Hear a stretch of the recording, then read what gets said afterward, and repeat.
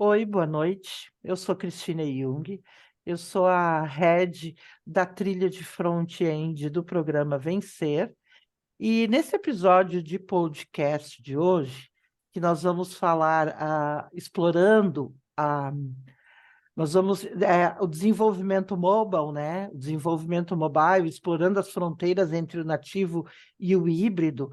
Então, estamos com nossos convidados aqui, que é o Ricardo da Silva Ogliari. Ele é tech lead na Didio, professor na Actus, autor e coautor de livros sobre Android e IoT, e palestrante em eventos nacionais e internacionais. Nós temos também o Felipe Nunes, meu conhecido já de longa data, né? Ele é engenheiro de software na Mindera, está estudando, né? Fazendo mestrado. É na Universidade do Minho? Qual é a universidade que tu faz, Felipe? Eu é do Porto.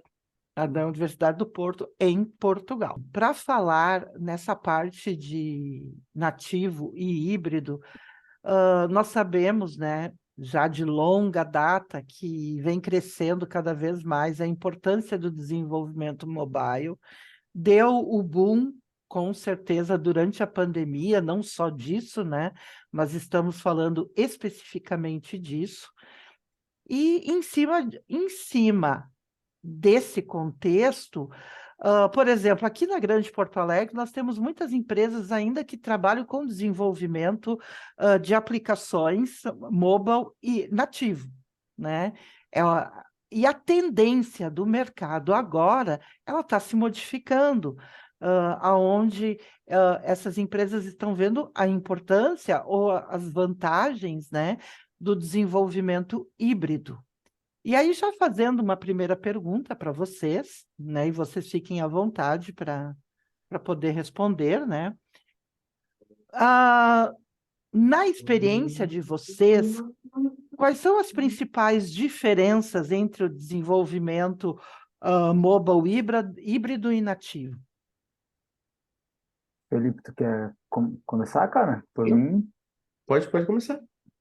Bom, assim, eu vejo, eu já codo para mobile desde 2002, 2013, então eu passei desde aquela fase pré-2008, ainda quando só tinha Symbian, onde você só podia codar com Java Micro Edition, tinha uma versão do Symbian C++ também, e tinha uma outra versão que eu não me recordo bem, mas eu passei por essa fase onde você só podia codar nativo, então tinha um alto custo até 2008 ali, né? E aí surgiu o iPhone, Android, e aí eu também passei por aquela fase quando surgiu o Ionic, né? Que quando o Ionic surgiu, todo mundo falava que ia ser só com ele, que nativo ia sumir e tal, que não foi bem isso que aconteceu por razões N.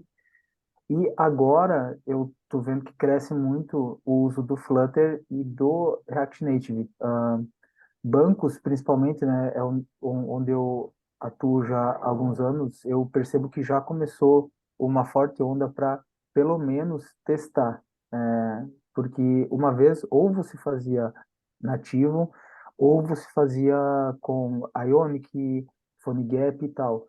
Hoje você pode ter um app nativo, onde você começa a pegar o teu app, que é 100% nativo, e você começa a fazer alguns testes com um código cross. Por exemplo, tu tem um app e tu vai fazer somente o módulo de compra. Então, você faz somente esse módulo com Flutter, por exemplo, e você pode ter os dois coexistindo muito bem. O que muda entre os dois, eu vejo que é mais a questão do custo, né? Porque você não precisa ter dois times, você não precisa testar no Android, depois no iOS, você vai ter só um teste. Claro que tem aquela questão, Flutter e React Native, você não coda 100% ou com Dart ou com JS, você vai usar o mesmo code base, mas mesmo assim, às vezes você precisa mexer algumas partes no código nativo. Mas mesmo assim, você ganha muito tempo Flutter hoje, por exemplo, você já consegue codar com o mesmo código base para Android, iOS, Web, Mac, Linux, ah, falta algum? Acho que não, né? Windows. Então você consegue com o mesmo código base, com alguns cuidados, né? Principalmente pelo contexto de uso que muda muito entre um mobile e um site. Mas o que eu mais vejo é a questão de custo, até porque é muito difícil você achar um dev mobile sênior hoje em dia para código nativo. Eu percebo isso, nós lá, a gente sofre muito para achar pessoas ao nível sênior, então é mais fácil você achar pessoas para montar um time só do que ter que achar para dois times. Verdade. Então eu acho que o que mais muda é isso, a questão do custo-prazo, mas os dois têm os seus pontos prós e os seus pontos fracos, né? Não vou falar muito aí. Eu acho que o Ricardo falou basicamente a diferença entre eles, né? Até se eu não desenvolvo há tanto tempo como o Ricardo, foi há uns 8 anos eu ando com mobile, eu era back-end antes, mas se a gente pegar e imaginar uma timeline, é bem como ele falou, né? Veio inicialmente a programação, a nativa sempre existiu, mas iniciou-se ali um tipo de programação via web views, que era com Ionic, PhoneGap, que nada mais é que era realmente HTML, JS, puro, e encapsulado pelo uma web, como fosse uma web view. Aí nasce o React Native com essa ideia de deixar mais performático e tudo, ter uma performance semelhante ao do nativo. E acho que isso correu por 2015, se não estou enganado.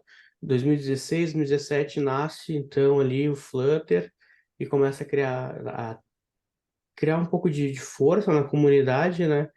E que nem o Ricardo falou agora, acho que 2023 saiu o Flutter 3.0, 2022, desculpa, saiu o Flutter 3.0, entra também desktops ali. Ah, o que eu poderia falar mais para agregar é que eu vejo a questão da comunidade, né?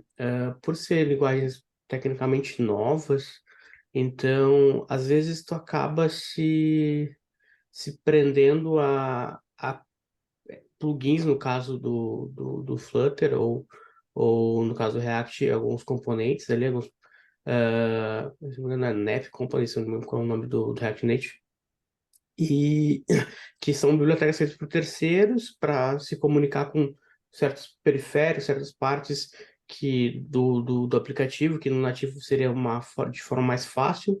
Então, sempre quando vem uma atualização, vem algumas coisas, tu acaba tendo que esperar um pouco mais para ou alguém dar um suporte, ou tu mesmo ter que mexer no nativo. Então, acho que isso é um dos maiores diferenciais que eu vejo hoje, né, na comunidade de desenvolver Android, Android nativo e um híbrido, né? Hum, hum. Eu acho que uma questão ali que o Ricardo trouxe, que eu acho que é um ponto fundamental para as empresas, né? A questão sobre o custo da formação de um time. Isso aí eu acredito que é muito determinante, né? Uhum. Tu tem que investir, como mesmo tu disse, né? Não existe um sênior efetivamente, é mais difícil que seja mais voltado para o desenvolvimento nativo, né? Isso acho que é um ponto do que tu falou. O custo de uma empresa dela montar um time, uma squad, uma tribo, como for, né? Só de desenvolvedores nativos, né? Tu tem que ter dois times nesse caso. Eu acho que é um outro fator importante, né? E um outro fator que, para agregar ainda essa fala de vocês, do que o Felipe falou também, o custo de tu ter um time que desenvolve mobile híbrido, ele é, com certeza, mais baixo. Se tu tem um time de front que já trabalha com uma squad, já trabalha mais voltado com back-end também, que a gente sabe que isso existe nas empresas, né? Se tu vai pegar essas pessoas, né, e tu vai trazê-las para trabalhar por exemplo, com React Native, se elas já trabalhavam com React, o custo é praticamente também de diferença mínima. Isso tudo interfere, né, na decisão e nas regras de uma empresa. Isso é certo, né? Eu acho que Foi muito. só para finalizar, eu acho que o Flutter, eu não sei. Claro, eu já faz tempinho que eu não estou assim no mercado de desenvolvimento mobile, né? Então, mas eu acho que o Flutter, na minha concepção, né? Eu acho que ele veio com gás muito grande e ele foi meio que murchando em função da documentação e, como o Felipe disse, e da comunidade do React Native, né? Não sei o que vocês acham disso. Na minha percepção, acho que ele até deu uma baixada, mas acho que voltou logo depois, assim, eu vejo, aí, principalmente no Brasil. O Brasil hoje é a maior comunidade de desenvolvimento Flutter. Tem muitas pessoas de grande nome na comunidade hoje no Brasil. A documentação até, pelo que eu percebo, assim, ouço em outros lugares, ela não sei, não é a melhor documentação do mundo, mas já está muito boa, até alguns já falam que é melhor do que o React Native, né? Hum. Mas até uma outra questão que eu vejo de uma empresa que ele falou, é mais fácil ter pessoas desenvolvendo uma certa linguagem e começar em híbrido por ser mais em conta. Eu acho que vai depender de caso a caso, de empresa a empresa. Eu já participei de projetos, né, de end-to-end do projeto, que a gente viu que era mais barato, vamos dizer assim, criar um aplicativo híbrido, só que na nossa equipe só tinha desenvolvedores nativos. E aí, como é que funciona, né? Eu acho que há um momento que na empresa que tu tá, o projeto que tu tá, tem várias variantes assim para te pensar eu vou usar híbrido, eu vou usar nativo, eu vou ter eu vou ter muita atualização, porque eu vou usar muita coisa que está em hype no momento, muita tecnologia em hype, e querendo ou não, como eu falei, sempre quando vem uma versão nova de SEO, uma biblioteca nova, tem-se esse gap de tempo até que a comunidade crie plugins ou frameworks que seja compatível com o nativo, né? Então, acho que são coisas que têm que ser pensadas e o principal ponto também que eu vejo hoje no projeto atual que eu tenho aqui fora, no trabalho hoje fora do Brasil, é que eles criam muitas interfaces diferentes para iOS e uma interface diferente para Android. E aí isso complica demais quando tu vai desenvolvendo híbrido, né? Acho que são pontos que tem que analisar também. Isso, É, Ricardo. eu, eu tenho uma outra visão, tá? Talvez porque banco, eu vejo uma área onde o cross está crescendo bastante. Eu conheço, acho que uns 10 bancos ou mais que já estão testando algum cross, principalmente Flutter. Hum, Flutter cresceu nesses últimos anos. Não sei se é pela visão que eu tenho, que é um pouco torta, porque como eu codo em Flutter, eu acabo tendo mais contato com pessoas que uhum, codam Flutter e você sempre tem aquela visão um pouco torta, sabe? Você vai falar com um fã de Flutter, ele vai falar bem. É difícil você ter uma visão macro. Mas, olhando para esse cenário, das fintechs, assim, até eu dei alguns cursos na FIAP, que eram alguns cursos rápidos, acho que era de 32 horas, sobre Flutter, e tinha muitas pessoas lá de bancos que iam lá justamente para ter essa visão de como era Flutter, porque eles já estavam pensando em usar.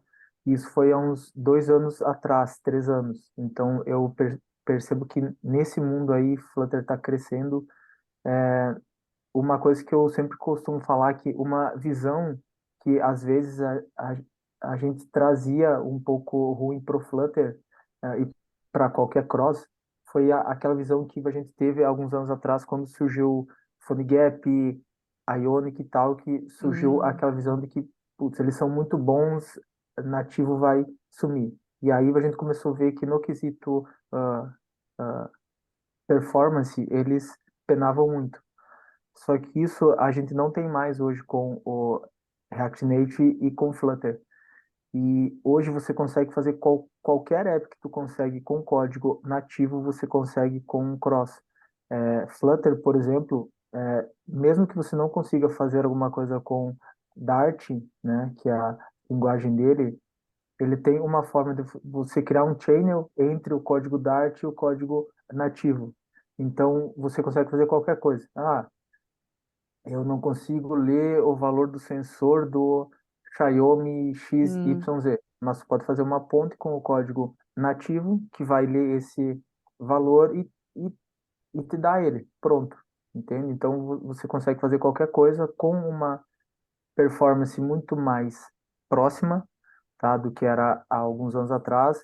É, Hoje, com o Material Design 2 e 3 tem um site hum. muito bom, tanto para Flutter, Android, Web, que tu pega muita coisa lá, pronta, exemplos, é muito bom. Um ponto que eu vejo falho é na questão mais de devs aceitarem migrar do mundo nativo para o Flutter, tá? Que é algo que a gente sofre bastante lá. Agora está mais fácil porque TI um pouco mudou o cenário, né? Então, como está rolando muito corte, etc., os devs meio que aceitam mais numa boa, né? Por medo e livre e espontânea pressão. Mas até alguns anos atrás, a pessoa falava, não, eu não vou mudar e se tiver que mudar, eu saio, porque eu entrei aqui para codar Kotlin, por exemplo. Então, esse é um ponto que eu ainda vejo. Mas nos outros pontos eu vejo que Flutter, que é o que eu mais atuo, assim, tá bem em alta. Claro que eu não conheço como tá no mundo fora Brasil, digamos. Eu até falei algumas semanas atrás com um amigo meu, acho que o Felipe conhece, o Matheus Marabesi, acho que o Felipe conhece, ele tá morando na Espanha. E eu até pedi para ele como é que tava lá, Flutter e tal. Ele também falou que o Flutter tá crescendo bastante lá. Ainda encontra mais vaga para nativo, muito mais, mas ele falou, olha, eu já percebo que eu comecei a ouvir falar mais sobre Flutter aqui. Até botando aqui realmente já se vê bastante vagas no âmbito híbrido em geral, React, Native, Flutter, nativo ainda tem bastante coisa também, mas acho que nessa pegada aqui, ok, hoje até com benchmarks já prova que a performance de trabalhar com híbrido ou nativo já é muito semelhante, né? Ah, eu acho que até o próprio movimentações da comunidade ali, da IntelliJ, do Google, Hum, começaram a ver esse movimento de, ok, a galera tá no híbrido e tudo, e começaram a fomentar mais o KPMM, né, que é o Kotlin multiplataforma. Eu tenho projetos que eu participei esse ano, que basicamente é meio que nessa ideia, né, tu acaba tendo um core do teu projeto com Kotlin, e as camadas de view, né? A gente vem aí já entra em questão de arquitetura e tudo, mas aonde tu vai o layout do usuário em Kotlin tu faz em Android faz com Compose e com Swift e iOS faz com Swift UI, né? Então tu tem mais o teu core mesmo hum. de business logic, e toda a tua camada de negócio tá tudo em um lugar só com Kotlin, né? Ele já tá se tendo muito essa migração de um único core isolado, né? Muito bom. A gente está recebendo o Glauber aqui. O Glauber ele é tech lead da DBC, tá? Boa noite. Então, o Glauber tá ali, o Olá, boa noite, Ricardo pessoal. e o Felipe, né? Então a gente Tá num papo muito bacana. Até pegando algumas coisas que vocês falaram, eu já saí daquelas perguntas mais ou menos. É porque Prontas. vai de acordo com o que vocês vão falando, né? Uma coisa que eu achei muito legal a parte, mas também tem a ver com uma das questões que tem ali, né? Dentro do desenvolvimento mobile, seja ele híbrido ou nativo, tá? Nessas duas partes, existe um ecossistema, né, para cada um deles. E primeiro eu queria a opinião de vocês num ecossistema de UI, para depois num ecossistema de conexão com um database, né? Eu sei que fica meio amplo, né? Mas vocês ficam livres para responder no que você... Por exemplo, ali o Ricardo falou do material design, né? É uma coisa que a gente consome muito, por exemplo, no front-end, porque a gente usa o Material UI tanto para React quanto para Angular, né? E ele vem todo do Material Design, né? Que é importante. Então, o que vocês podem falar desse ecossistema, dessas ferramentas, tanto na parte de UI, né? Quanto depois na parte de conexão com database. UI, eu acho que todos são muito bons, só que cada um tem o seu ponto forte. Por exemplo, Flutter, você vai criar o mesmo código tanto pro iOS quanto pro Android, na questão de UI. Tem o ponto positivo, questão de custo, tempo, etc. Só que tem toda uma discussão na questão de você não vai ter exatamente o look and feel do usuário Android ou do usuário iOS. Mas aí o que é feito geralmente é você pensar em um layout que fique bom para os dois, né? O caso da Nubank, por exemplo, né? Que é o mesmo layout para os dois. Uhum, Em contrapartida, por ele ter o Skia, que é o engine dele para montar a sua view, UI e tal, ele acaba sendo um app um pouco mais pesado na questão de kbytes mesmo. Sempre que você cria um app com Flutter e um app nativo, o Flutter vai ser um pouco maior em função disso. Então tem o ponto pró e o ponto contra.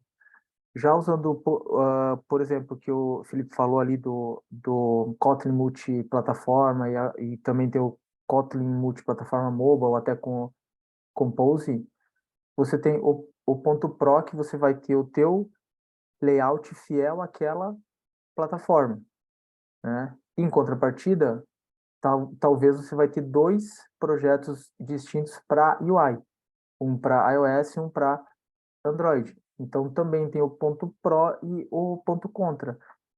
Eu acho que vai mais do time, projeto, PO, o que ele quer, custos, tempo que tu tem para criar aquele app, de você escolher quais são os pontos prós que mais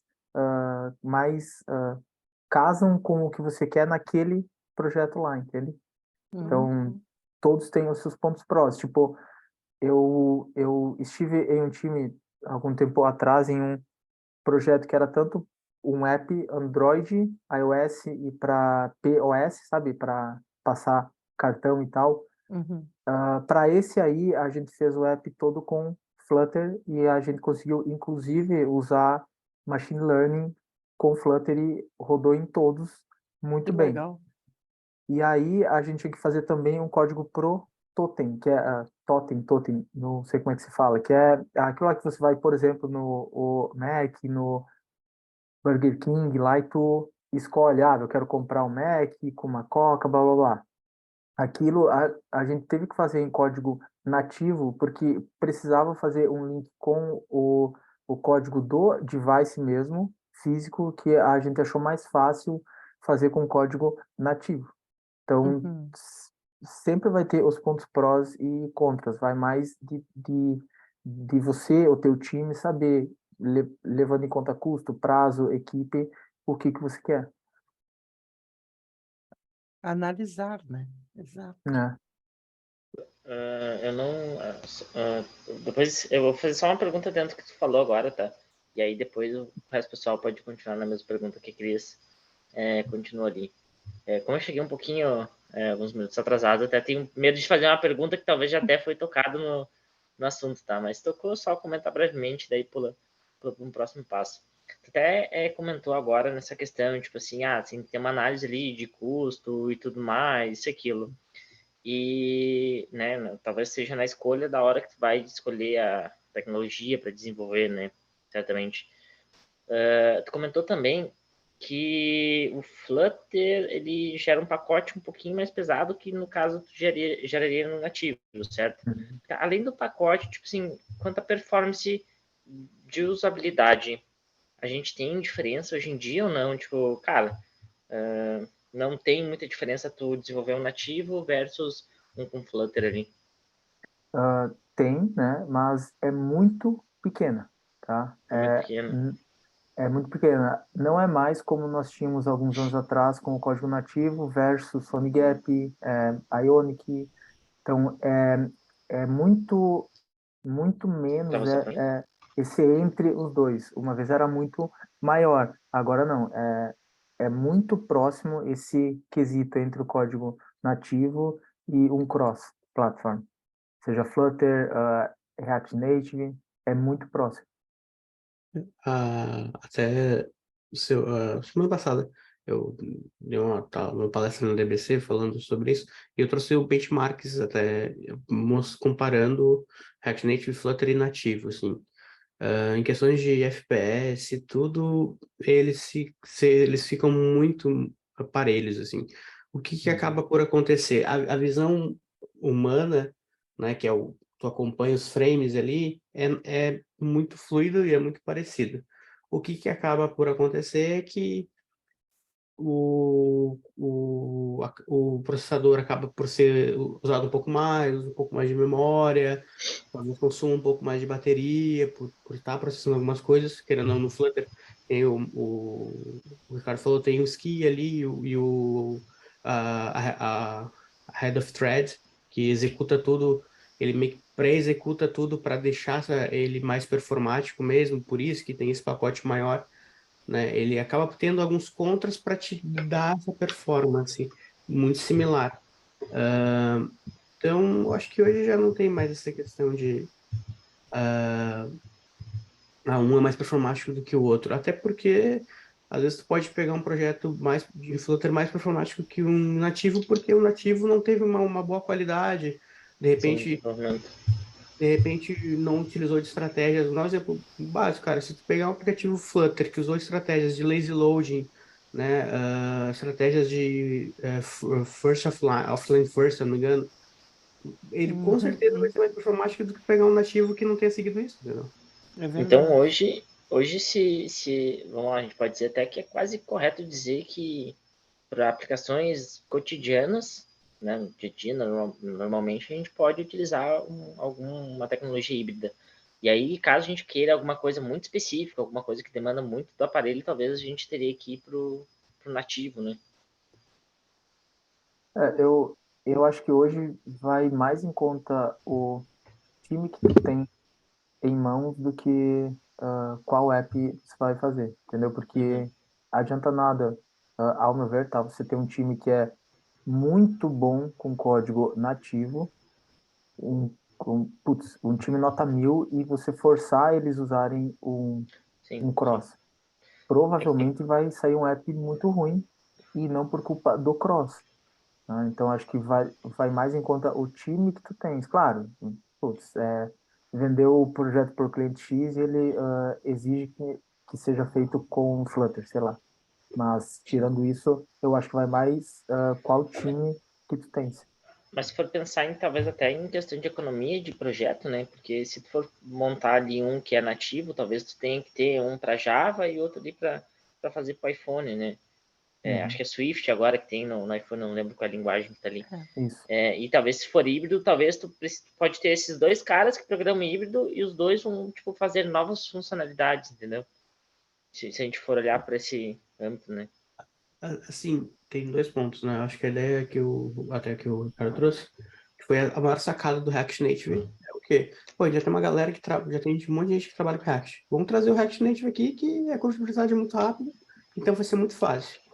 Só que se tu pega no exemplo que o Ricardo deu, eu tenho uma equipe que trabalha nativo muito bem, e o meu cliente quer que ele seja desenvolvido em Flutter, cara, à primeira vista, ele vai ser performático, o teu time, ele vai estar desenvolvendo para os dois, só que, vamos ser honestos, pessoal, se tu tá trabalhando com aquela linguagem no primeiro momento, cara, não vai ser um projeto muito bom, ok?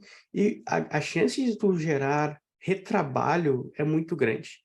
Então, aquela performance tecnicamente que tu teria, tu acaba perdendo porque tu tem que fazer uma manutenção de novo, fazer um refactor aqui, fazer alguns ajustes que acaba ficando elas por elas, sabe? É uma percepção assim que eu tenho que precisa ter uma maturidade o time também para essa decisão. Verdade. E tu, Felipe? Ainda não é voltando no ecossistema, né? Eu acho que Voltando no ecossistema, o que que tu acha? Qual a tua opinião? Com o que tu trabalha? sim. Não, eu acho que o Ricardo trouxe ali já falou muita coisa. Eu diria mesmo que cada detentor, não são os donos da linguagem, tá? Não é nem isso. Mas, tipo, os que representam a linguagem, a grande nome, né? Tanto o Google como o Facebook, né? O Facebook no caso do React Native, e o Google por causa do Flutter, eles têm as suas guidelines e nas suas próprias guidelines já tem, como o próprio Ricardo trouxe, uma material design com exemplos de implementação, exemplos de usabilidade, exemplos de animação, e a mesma coisa a comunidade do Facebook tem também, sabe? Então, acho que a parte de UI já está bem desenvolvido, ou vai ter um plugin, ou vai ter alguma questão que tu vai conseguir fazer. Quando eu iniciei com o Flutter, peguei Flutter 1.0 ainda, sei lá, acho que foi em 2018. Nossa, para te ter acesso a fazer questões tipo com usar foto, câmera, vídeo, acelerômetro, era tudo nativo, tipo, tinha que codar nativo ali. Hoje já tem um monte de biblioteca que faz isso para ti, tu não tem mais essa dificuldade, sabe? No âmbito de UI, até o Flutter em especial, né, nasceu como Pixel Perfect, né? Uhum, Então, a uhum. ideia dele é ter uma UI muito fiel e melhorada, vamos dizer assim. Hum. Agora, a pontos de tipo, de back-end, ou o que for, cara, já falo de primeira, estuda o Firebase, ponto. Qualquer Era isso que empresa eu ia tem perguntar agora. Firebase, e vai pegar até coisas de UI ali, e entrando já em hypes do momento, já entra com a questão de machine learning, IA, porque tudo agora, eu estava vendo um projeto, o pessoal plugando o ChatGPT no Flutter, então rola de tudo já, e para mim Não tem como fugir é o disso, eu Firebase, acho, cara. né? Eu acho que a questão das IAs, né? A gente vai colher os frutos ou não frutos daqui a um tempo, né? Porque eu acho que todo mundo que está a nível de desenvolvimento, de tecnologia, está muito ainda na experimentação, né? E nessa experimentação a gente está ou não ensinando a inteligência artificial. Daqui a um tempo, vem ou não ou cobrar algumas coisas, né? Questão, nem quero entrar aqui, porque é meio polêmico, mas a questão como é que é, dos direitos de propriedade intelectual, tudo isso aí eu acho muito complicado, né? E tu, Ricardo, na parte do back-end, o que que tu trabalha, qual é a tua visão, o que que é mais fácil para que tenha uma curva de aprendizado não tão grande? Back-end tá aí uma coisa que não é o meu ponto forte, assim, eu Não, até mas fala o que já tu acha. sim, mexi com isso já algumas vezes, mas mais por curioso e como tech lead a gente precisa falar com outros times também, né? Banco, segurança, back-end, SI e vários outros times. Pelo menos para a parte back-end eu vejo Java ainda muito forte, né? Tanto aquela dupla Java e e Spring Boot 3. Eu vejo muito isso. Eu até já fiz alguns testes, mas aí eu, assim, pessoal com o Cator, acho que se fala assim, que é o Kotlin para back-end, eu achei muito bom. Confesso que eu não conheço projetos que usem ele ao nível profissional. Eu fiz alguns testes, para mim, assim, achei muito massa, achei muito bom. Não sei nem por que que ele não é tão usado, ou se é, talvez, eu que não saiba, É complicado. mas é, o É, Felipe estava bas- envolvido. não, pega, desculpa, mas basicamente o Keitor ali, ele, por ele ter que trabalhar com N plataformas, ele não consegue ser um wrapper, né? E um facilitador para a gente. Então, vou dar um exemplo. Quando eu preciso usar o Ktor para fazer um multi-tenant ou um multi-flavor, ou eu preciso criar requests diferentes, eu acabo tendo que fazer toda aquela camada de HTTP na mão que, tipo, um retrofit já faria para mim, sabe? Então, Hum, tem várias regras ali que acaba ainda sendo meio que, tem que fazer meio que na mão na massa, não tem um wrapper para te ajudar ali, ou alguma anotação, algo assim do tipo. Tá em desenvolvimento, né? Tá em desenvolvimento. hum. Explicado, então, ó, top. Então, acho que eu ainda vejo Java muito forte ainda. Teve uma palestra que eu dei há um tempo atrás que eu falei que para mobile Java praticamente mo- morreu é uma palavra muito forte, mas Uhum. perdeu bastante espaço no mobile. E aí tiveram pessoas que, como assim Java? Calma, gente, calma. Java, tô falando Java para mobile, ele perdeu Exato. bastante espaço. Só para mobile. Ainda é muito forte. Mas o Kotlin ainda tá ali ativo ou não? Não é tanto. Como? Kotlin, Para mobile? isso. Tá muito forte. Acho que eu vi uma pesquisa que o próprio Google fez, que eu acho que dos top 1000 apps, 80% usavam Kotlin. Tá. Então, Kotlin para mobile, Android, Bastante. tá muito É, forte. eu cheguei a programar mobile uma época, né? Mas eu fazia ali a parte nativo e fazia parte do Java. E na época, na real, acho que na época que eu começava, que eu acho que estava mais estudando, começou a se vir o Kotlin, né? E aí, então, eu peguei bem, tipo assim, tava no iniciozinho do Kotlin, muita coisa em Java.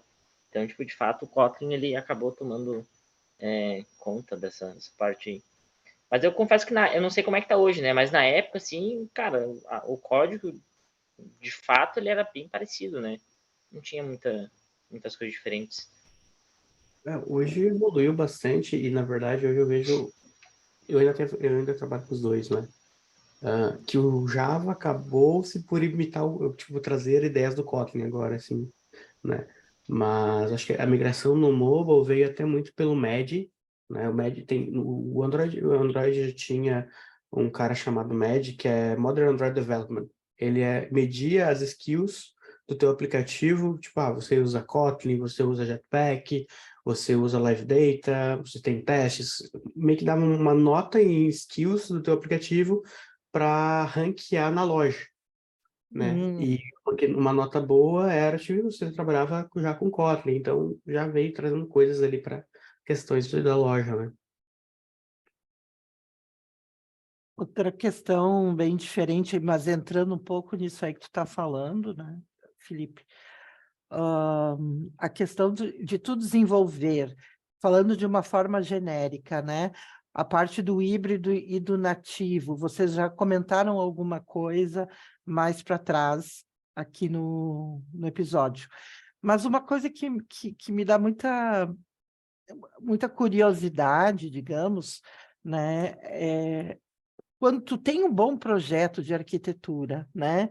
Tu tem uma boa estrutura em ambos, fazendo ele, vamos usar Flutter e nativo Kotlin, tá? E a mesma coisa pro iOS. O quanto essas tecnologias elas consomem da, da, dos recursos de hardware dos dispositivos? Baita pergunta. Recurso de hardware, confesso que eu nunca li muito sobre o quanto você usar um MVP, um MVV, um MVVM, um MVI, muda nesse quesito. Uhum, Mas aí tem um ponto que eu acho que o mundo nativo está à frente, porque como ele tem mais tempo, você já consegue achar um guia que te diz para onde você deve seguir para criar um app que vai ser pelo menos bom. E aí entra, por exemplo, o Jetpack, né? Android. uhum, Então você já consegue seguir por ele e tu já tem, olha, tu vai por aqui, usa tal pacote, usa tal lib, vai para um MVVM, que você já está seguindo um bom caminho. O Flutter, como é mais novo, é meio que uma terra sem lei. Então, tu vai ler um texto, o cara fala, não, usa pacote tal. Aí tu lê um outro texto, o cara, não, esse pacote aí é ruim, usa outro. Aí tu vai para outro texto, o cara, não, esses dois não, usa um outro. Então, tu acaba ficando um pouco confuso. E se tu ouve uma call da Nubank, eles citam alguns pacotes, tu vê uma call de uma outra empresa que usa Flutter, eles citam outros, então tu fica um pouco mais confuso, sabe, sobre qual padrão você segue, entendeu? uhum, Aqui o que a gente tentou fazer foi criar uma versão Jetpack pro Flutter, tá? Porque uhum, como o nosso time é formado por devs que hoje são Flutter, mas que vieram do mundo nativo, é mais fácil para eles ter uma visão que lembra Jetpack. Então a gente tentou transpor para o mundo Flutter o que nós temos no Jetpack. uhum. Eu acho que até isso entraria até uma coisa nos contras para mim no Flutter, que por ele ser relativamente novo, tu já não tem um padrão arquitetural meio que definido, né? Então, bem como foi falado, tipo, às vezes tu lê um artigo, vamos a provider, outro artigo, vamos a block, e assim vai, ok, tu não sabe qual que tu vai usar, o porquê, quais são realmente os benefícios, como é que qual projeto eu uso, qual eu não uso, a não ser que tu se, tipo, adentre mesmo a estudar o que é o benefício de cada um, né? Para a questão do hardware ali, eu sei que quando tu trabalha com muita processamento e micros animações, o React Native e o Flutter, eles acabam trancando um pouco, tá? É o único momento, assim, que tu vai ter uma visão, tipo, perder FPS, se tu tem uma lista, tipo, com micro animações muito grandes. Ele acaba trancando mesmo. Eu fiz alguns testes com benchmarks disso. E sobre arquitetura, por acaso foi meu tema de TCC da faculdade, e eu fiz uma análise comparativa entre MVP, MVVM, MVC e whatever. E, e o que mais me espantou foi que hoje a arquitetura tipo, definida como padrão do Google é MVVM, para Android, claro. Só que no benchmark que eu fiz, a MVI se saiu mais performático ao uso do hardware, que é algo Interessante. que eu achei É, interessante, assim, tipo, até para mim foi um muito. pouco de relação. Na época não se falava muito de MVI, hoje já tem muitos, acho que o Uber usa o MVI, se não me engano, com os seus routers, e meteu algo, colocou mais um pacote ali no meio também. Se eu ouvi uma palestra deles um tempo atrás, e eles usavam dessa forma. Então, mas não tem grande diferença de um uso para o outro, uma arquitetura para o outro, assim, né? E aí entra na questão. MVVM, eu acho que eu vou estar falando bem no chutômetro aí, mas, sei lá, 80% dos projetos que tu vai ver aí de nativo Android vai estar em MVVM, né? Então, porque já é um padrão muito definido pela comunidade e é mais simples de tu seguir, né? Talvez até o pessoal já está acostumado a desenvolver, né? Pega o Hum, pessoal que vem do mercado, eles já estão acostumados com esse padrão, é mais fácil tu seguir nessa linha, né? Eu acho que é mais fácil de seguir nessa linha, e isso é um ponto muito positivo, só que ao mesmo tempo, na minha empresa hoje eu participo eu analiso testes do recrutamento. E eu vejo que Uhum. as pessoas seguem, tipo, uma MVVM que, tipo, já vem meio que um copy-paste de alguns outros lugares, e aí utilizam uma propriedade de Jetpack Compose que é o Flow, só que tipo, eles não entendem realmente, tipo, eles acabam tendo over-engineering em várias partes do projeto, tipo, cara, tu É não um precisa copia ter e Flow cola. aqui, Eita. tu pode ter só um É, suspend, mas todo mundo usa Flow, todo mundo usa Live Data e tipo, mas isso, tu não isso, entendeu isso na verdade, sabe? essa tua dor, tá, Felipe? Eu acho que não é nem só na parte do mobile, tá? Acho que isso aí é uma coisa que eu vejo bastante de mercado. A gente tem, às vezes, muita gente que acaba entrando no mercado, né, de TI, o mercado, de certa forma, ali é um mercado muito aquecido. A gente tem muita gente que acaba... A gente teve um boom, né, até um tempo atrás, agora, no mercado de TI, Uhum. tipo, geral, cara. Né, agora que deu uma baixada. Mas se a gente for olhar, assim, qualquer um de nós aqui, o LinkedIn era todo dia a gente sendo assediado, digamos assim, né, de tão boom que tá esse Verdade. mercado. É, então, o que, que acontece, né? Às vezes as pessoas elas começam a programar, elas começam a fazer, elas começam a seguir o padrão de projeto que elas conhecem, que alguém já criou.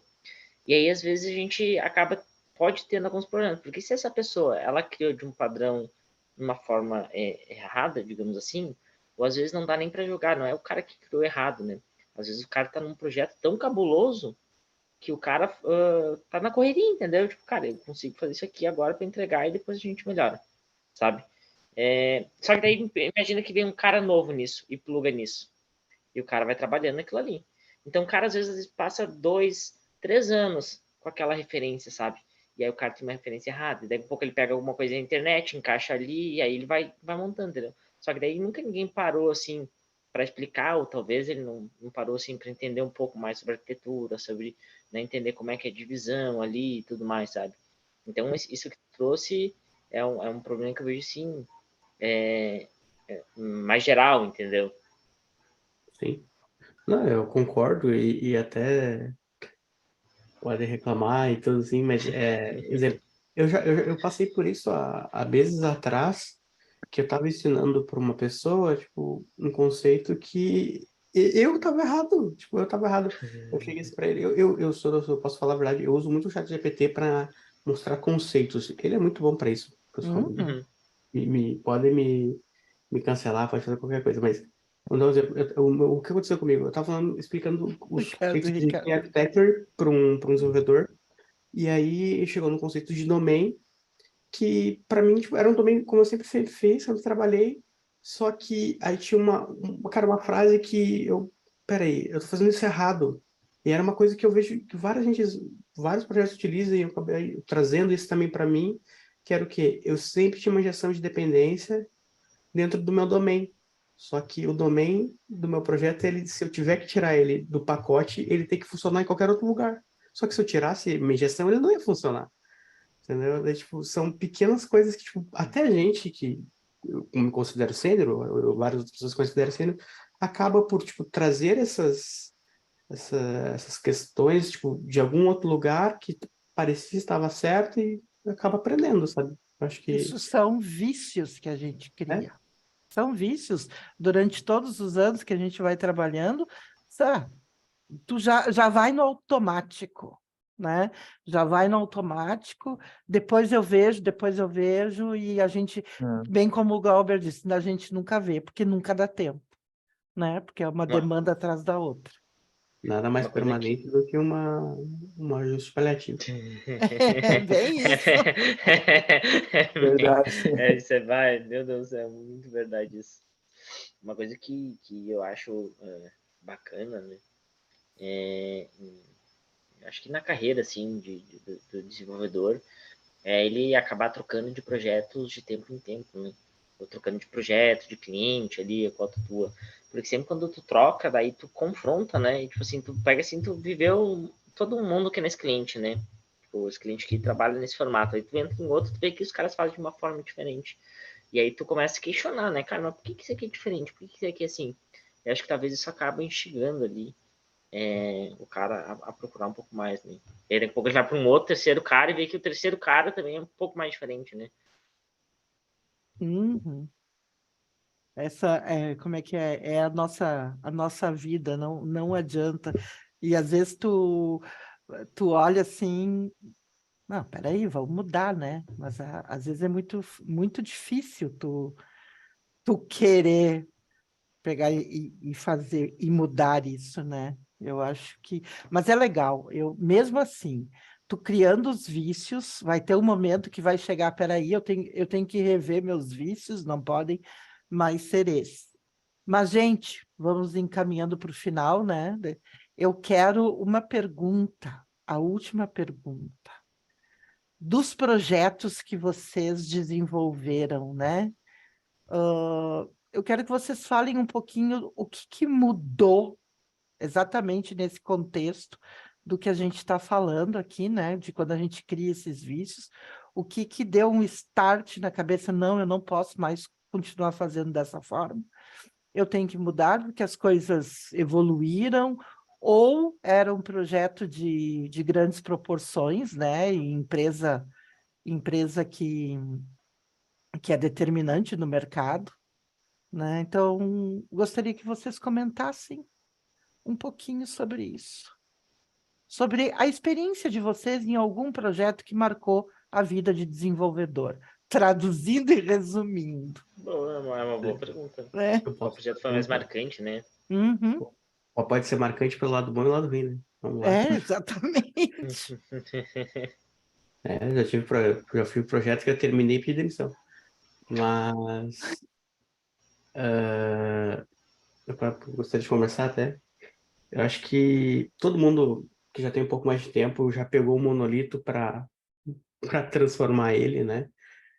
Muita gente acha que o monolito é um conceito mais de back-end, mas até no mobile tem seus monolitões lá, seus MVCs com essas classes de 2.000 linhas. Até trazendo um pouco que o Ricardo já trouxe, eu acho que com a facilidade hoje que a gente tem de poder modularizar o nosso projeto, né? E, eu quero pegar essa feature e alterar só essa feature. Essa feature talvez eu possa fazer com Flutter, essa feature eu posso fazer de forma nativa, ou React Native, whatever. Facilita para a gente, né? Para poder mexer em pequenas partes do nosso projeto, sem quebrar o todo. Mas acho que um projeto muito bom que eu tive foi uma migração que a gente acabou saindo todo do on-premise, né? Uma grande empresa aí no Rio Grande do Sul. E foi uma migração gigante, tanto de back-end, cloud e mobile, projetos do zero. E a dica que eu até trago assim é que, por mais que o projeto não estivesse tão ruim, quando for começar um projeto novo, tenta, ok, sabe que tem coisas que funcionam ali, mas tenta sempre iniciar do zero ele mesmo, sem trazer nenhum vício de algum outro projeto, para te se atualizar, ver outras perspectivas e tentar coisas novas, sabe? Eu acho que isso ajuda muito. Tu não precisa nem sempre ficar trocando de projeto para ver coisas novas. Tu pode ou fazer esses refactors de tamanho tipo, astronômico, que a gente fez um projeto do zero, ou pequenos refactors de pequenos módulos que te permite hoje no mobile, né? E de experiência que, por mais que esteja todo mundo junto, por mais que esteja tudo bem testado, no rollout vai dar ruim. Essa é a minha frase. Vai dar problema. Basicamente, a gente migrou mais de 20 milhões de usuários para um on-premise e para novas aplicações. Foi um rollout gigante. E é isso, pessoal. Não façam deploy na sexta-feira. Não. Regra. Sempre Eu um tenho, desafio eu, grande, né? A população em produção. eu tenho três que eu queria citar, porque eu fiquei pensando aqui qual desses que eu ia falar, mas eu não consegui chegar é esse. Um deles foi um projeto em 2015 que era um banco virtual de moeda virtual. Então foi bem quando Que começou a legal. se falar sobre isso, então foi algo muito massa, porque foi bem no início. Até eu tenho uma história muito boa que eu tinha bitcoins, eu tinha 15, Então, isso há tu é o vários cara anos da atrás. blockchain, então. Não, mas calma, calma. Aí, até que um ano eu soube que a China ia começar a usar e tal. Aí eu pensei, bom, vai dar um boom e pronto. E passou de 1.000 para 2.000, uma coisa assim. Aí eu pensei, cara, como eu sou esperto, o que que eu vou fazer? Vou pegar todos os meus bitcoins que eu tenho e vender. Eu fiz isso, né? Aí o Bitcoin chegou a valer 300 mil, mais até. E eu tinha 15. Ah, Né? Então, esse foi um projeto. Outro que eu gosto de citar é o que eu tô agora, que é um projeto Flutter. E quando o projeto começou, eu tive que vender a forma arquitetural que o projeto ia ser feito. Então, foi algo muito bom e, ao mesmo tempo, um desafio enorme, né?